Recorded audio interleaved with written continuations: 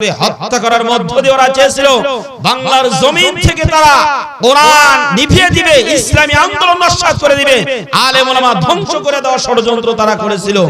আমরা দ্ব্যর্থহীন কণ্ঠে আপনাদেরকে বলতে চাই, ওরা আল্লামা দেলোয়ার হোসেন সাঈদী অন্যান্য আলেম দ্বীনকে হত্যার মধ্য দিয়ে বাংলার জমিন থেকে ইসলাম এবং ইসলামী আন্দোলন শেষ করতে পারে নাই। ভালো মতো খেয়াল করে দেখেন, যারা ইসলামী আন্দোলনকে ধ্বংস করে ষড়যন্ত্র করেছে বাংলার জমিন থেকে তারা নিশ্চিহ্ন হয়ে গেছে, ওদের অস্তিত্ব নেই। আসমান থেকে আল্লাহ ফয়সালা করে দিয়েছেন, মান আদালি ওয়ালিয়ান ফাকাদ আযানতুহু বিল হক। যারা আল্লাহর ওলিদের বিরুদ্ধাচরণ করবে স্বয়ং আল্লাহ তাদের বিরুদ্ধে যুদ্ধের ঘোষণা দিবে।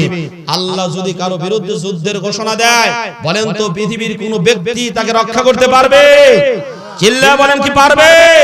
পারবে না। আল্লামা দেলোয়ার হোসেন সাঈদী রাহমাতুল্লাহ আলাইহি যে সমস্ত ভবিষ্যৎবাণীগুলো করেছেন উনি গায়েব জানেন না, তবে লক্ষণ দেখে বুঝে ফেলতে পারছেন তিনি এমন একটা সময় আসবে ইন্দুরের গর্ত পাবে না সেখানে লুকানোর জন্য।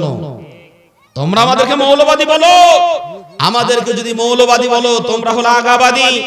বাংলাদেশের 18 কোটি মুসলমান গোড়া ধরে এমন ভাবে ছাকনি দিবে, মামুবাড়ি দিল্লিতে গিয়ে পড়বা। আজকে গিয়ে পড়ছে মামুবাড়ি দিল্লিতে তারা স্থান গ্রহণ করছে, আশ্রয় নিয়েছে, সেখান থেকে আবার বাংলার জমিনে ষড়যন্ত্র করে। মাথায় রাখতে হবে, আমরা অস্ত্র জমা দিয়েছি কিন্তু ট্রেনিং জমা দেই নাই। আবার যদি বাংলার জমিনে এরকম আন্দোলন করার প্রয়োজন পড়ে, রক্ত দেওয়ার প্রয়োজন পড়ে, রক্ত দিব, তবু বাংলার জমিনে কোনো ষড়যন্ত্র হতে দেব না। রাজি আছেন কারা কারা? দুহাত তুলে আল্লাহকে দেখান।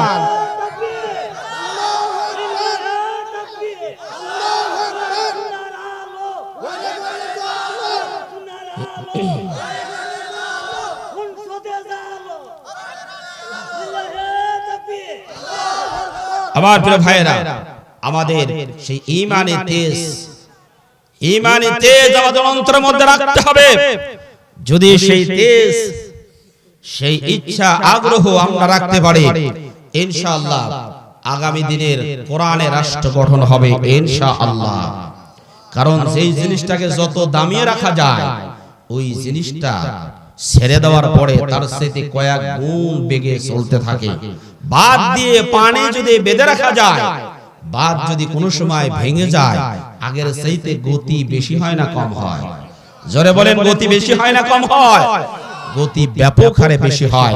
আমরা সবাই কোরআন সংসদে যা এটা চাই কি চাই না? জোরে বলেন, চাই কি না? হ্যাঁ, কিছু মানুষ চায় না। কারা চায় না? ছোট্ট একটা উদাহরণ দেই, সময় আমার নেই, তারপরে বলতেই হচ্ছে। আবার কোন দিন আল্লাহ দেখা দেবে জানি না, তবে এতটুকু বলি, একবার এক এলাকায়, মুরব্বির নাম জানো কি?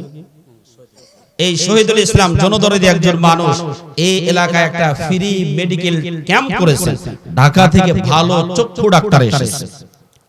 এবার একজন মেয়ে, এর মাত্র 40 বছর বয়স হয়েছে, বিয়ে হয় না। আবার আরেকজন অন্ধ, কানা, চোখে দেখে না, এই বেচারারও নাকি 45 বছর বয়স হয়েছে কিন্তু বিয়ে হয় না। এবার সে বলে, আল্লাহ তুমি না কোরআনে বলেছো খালাকনাকুম আজওয়াজা, আমি প্রত্যেকটা জিনিসকে জোড়ায় জোড়ায় সৃষ্টি করেছি, আল্লাহ আমাকেও তো জোড়ায় জোড়ায় সৃষ্টি করেছো, তাহলে আমার জোড়া গেল কোথায়? আজকে 45 বছর বয়স হয়ে যায় কিন্তু আমি তো জোড়া খুঁজে পাই না। যাই হোক, অনেক কান্নাকাটি করার পরে বিয়ে হয়েছে, আর বিয়ে হয়েছে, সুন্দর বাচ্চাও হয়েছে।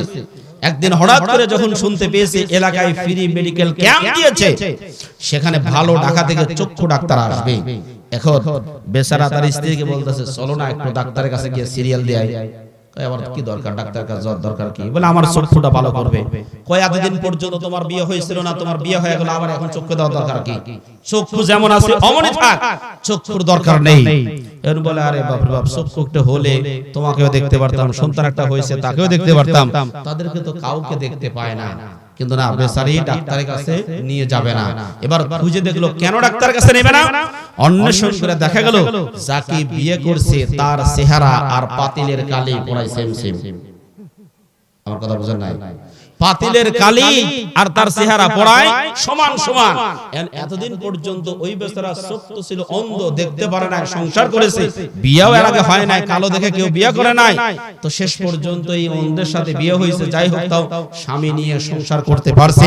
তার চোখ ভালো হওয়ার পরে যদি দেখে ভূতের মতো কালো, এরকম অমাবস্যার রাতের মতো কালো, তাহলে আর তাকে সংসারে নাও রাখতে পারে। এই আশঙ্কায় বলছে না, তোমার চোখ ভালো করার দরকার নাই।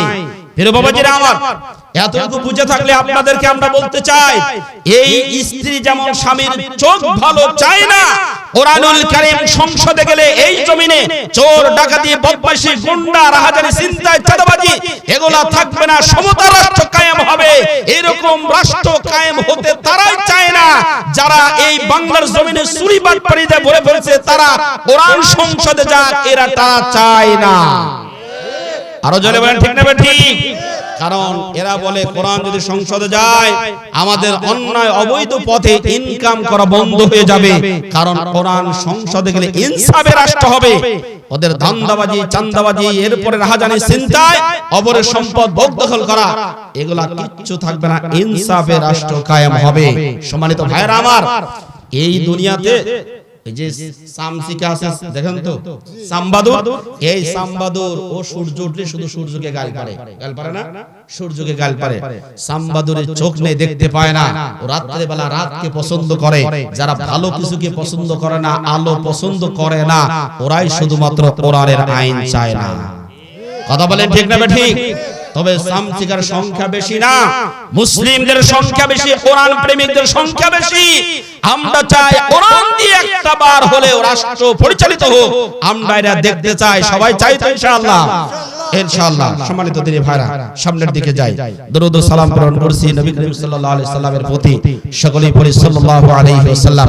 আপনাদের সামনে কোরআনুল কারীমের অতীব গুরুত্বপূর্ণ একটি সূরা, সূরাটির নাম আল মুলক, 67 নম্বর সূরা। এখান থেকে আলোচনা, এখান থেকে তেলাওয়াত করেছি। আল্লাহ রাব্বুল আলামিন 15-20 মিনিট যদি তৌফিক দেয়, এখান থেকে আলোচনা করব ইনশাআল্লাহ। যে সূরা থেকে আলোচনা করে তেলাওয়াত করেছি, সূরাটির নাম মুলক। মূল শব্দের অর্থ ক্ষমতা, রাজত্ব, প্রভাব, প্রতিপত্তি, ক্ষমতা পাওয়া।